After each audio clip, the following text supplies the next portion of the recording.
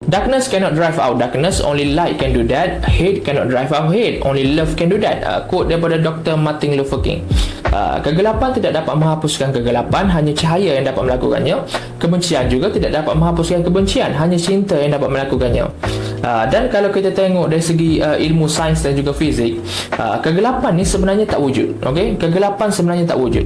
Yang dikatakan gelap itu hanyalah satu ruang yang tiada foton. Apa itu foton? Foton adalah zarah asas dalam cahaya. Bila tiada cahaya, maka kegelapan itu terlihat wujud, dan tak ada satu alat pun yang boleh mengukur kegelapan. Okey, kita hanya dapat tahu yang tempat itu gelap bila kita ukur cahaya di dalamnya. Jika kadar cahaya itu rendah seperti mana yang ditetapkan, maka kita identify tempat itu sebagai gelap. Sebenarnya gelap itu tak wujud. Okey, dan semua orang tahu untuk menghapuskan kegelapan, kita suluhkanlah cahaya, right?